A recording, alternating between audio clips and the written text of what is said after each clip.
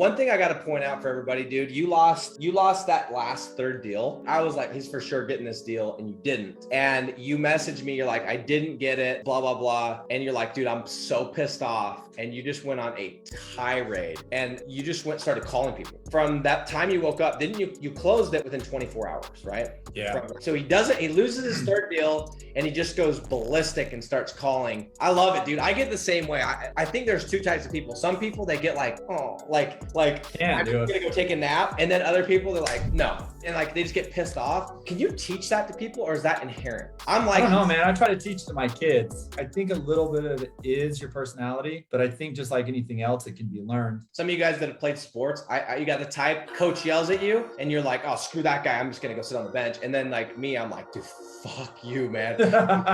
I'm going to show you what's going on. Like, right. How dare you break that clipboard? And by the way, your permanent marker got on my jersey, dog. Shout out to Merv.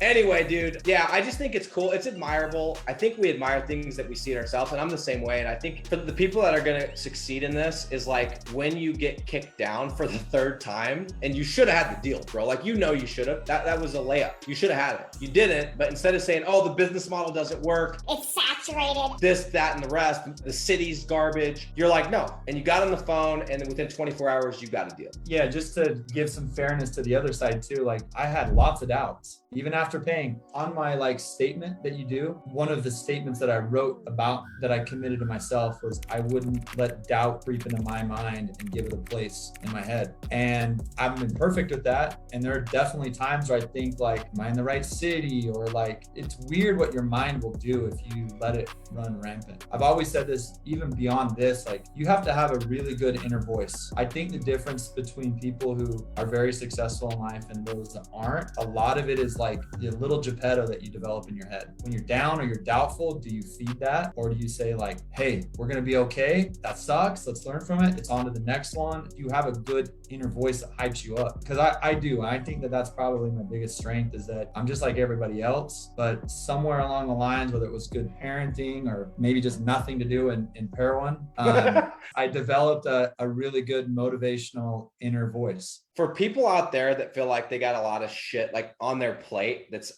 external, that like they got a lot of stuff that are going on. Because here's the deal, guys. I think some people might be looking at you like, oh, dude, of course, bro, you're like in a nice house, you're making $300K. They got no idea. Just tell them, because I think some people, they look at it and they're like, dude, he's not dealing with anything. He's got everything. Dude, we've all got our stuff, but like maybe just share a little bit of like what you're dealing with before and after the sales calls. It's not like you don't have a clear mind and nothing to worry about. So yeah.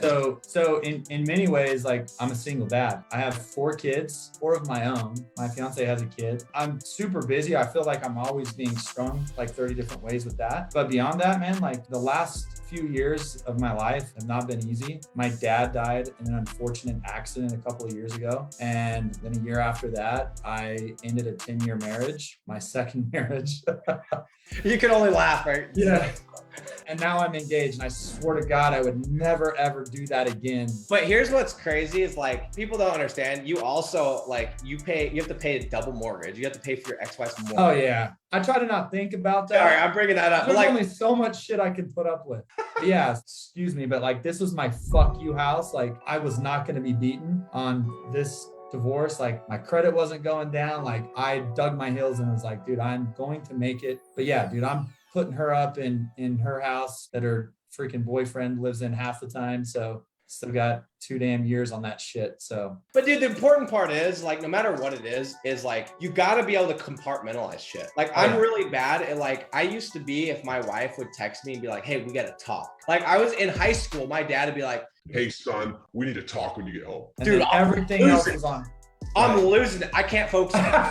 I'm like, shit, he saw the pictures on my phone. Like, he knows that. Like, I'm just like worst case scenario. And then I'm like, I can't focus until we talk about it. And I'm like, I'm going to drive home right now. Yeah. And I had to learn like, you got to be able to compartmentalize. And one of the best people ever, and this might be a bad example, but one of the best people ever that does this is Tiger Woods. This dude smashed 130 people and was able to win all these Masters. And I'm joking about it. Obviously, I don't agree with it, but like this guy is such a master at compartmentalizing. Like it doesn't matter what he's got going on in his personal life. When he's playing golf, that's it. That's all he's playing. And so I think a lot of us, it's really easy to let like that creep in, especially where we work at home. And so it's like, we just gotta, it's something you definitely need to like work on.